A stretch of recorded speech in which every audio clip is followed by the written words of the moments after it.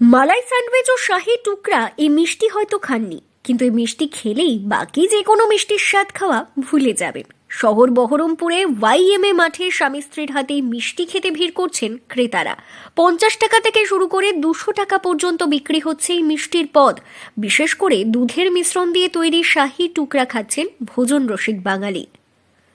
একটু মিষ্টির আইটেম, কিন্তু সবই নতুন মিষ্টি আইটেম, মানে যেগুলো সচরাচর দোকানে পাওয়া যায় না, মানে রেগুলার যে মিষ্টির দোকান সেখানে পাওয়া যায় না, এরকম ধরনের কিছু করছি আমরা। শাহী টুকরাটা যদিও পরিচিত নাম, কিন্তু ওয়েস্ট বেঙ্গলে খুব একটা সেটার প্রচলন নেই, বাইরের রাজ্যগুলোতে আছে।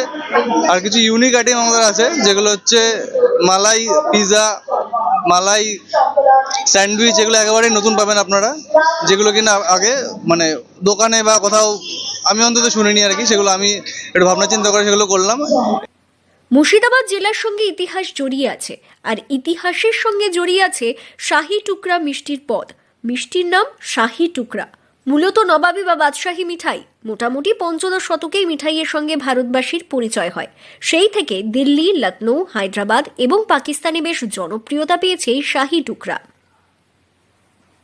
বিক্রেতা জানিয়েছেন শাহী টুকরা বানাতে হয় পাউরুটি দিয়ে। অবাক লাগছে নিশ্চয়ই? তা অবাক হবারই কথা। পাউরুটি তো ভারতে প্রবেশ করেছিল পর্তুগিজদের হাত ধরে, তাহলে মুঘল রান্নায় পাউরুটি এলো কিভাবে? কথাটা ঠিক, পর্তুগিজদের সঙ্গে পাউরুটি এদেশে এলেও সর্বসাধারণের মধ্যে জনপ্রিয় ছিল না। নবাব বাদশারাও সেই পাউরুটি খেতেন না। আসলে আজকে আমরা যাকে শাহী টুকরা বলি, সেটি মূলত ছিল বালাই। বালাই ছিল নবাবী মিষ্টি। এটি তৈরি হতো মালাই বা সর এবং রাবড়ি দিয়ে। দুধে মোটা সর ফেলে সেটি সাবধানে তুলে নেওয়া হতো। তারপর মালাইয়ের ওপর রাবড়ি, তার উপর মালাই, আবার তার উপর রাবড়ি, মানে মালাই রাবড়ির স্যান্ডউইচ বানানো হতো। সেটি জমিয়ে ছোট ছোট টুকরো করে পরিবেশন করা হতো নবাবের সামনে।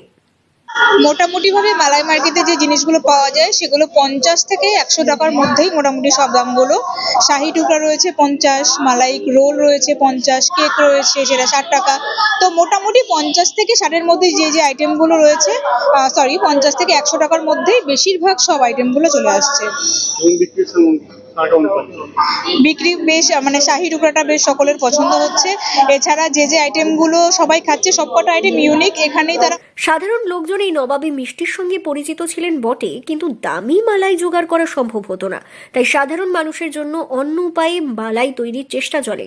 তার তখনই মালাইয়ের বদলে শুরু হয় পাউরুটির ব্যবহার, ওই দুধের স্বাদ ঘোলে মেটানোর চেষ্টা। কিন্তু এই ঘোলের স্বাদটিও হয়ে ওঠে অনবদ্য।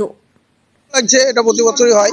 23 তারিখ থেকে শুরু হয় আপনাদের, ভালো 29 তারিখ পর্যন্ত চলে। প্রতি বছরই আসি, মোটামুটি সপ্তাহে 3 দিন তো আসি। এই অ্যাকচুয়ালি যেগুলো এসে সুন্দরবাদে ফিশ ফ্রাই এগুলো খেলাম, চিকেন পাকোড়া, এই ঘুরছি। পিঠে পুলিটা ভালো লাগে, এই চলছে। হ্যাঁ, মালাইকারি এখনো খাওয়া হয়নি, খাবো। এই ঢুকলাম, ঘুরতে ঘুরতে আসছি, যতদূর হয় দেখা যাক, সম্ভব হয়। মুর্শিদাবাদ থেকে কৌশিক অধিকারীর রিপোর্ট, লোকাল 18 বাংলা।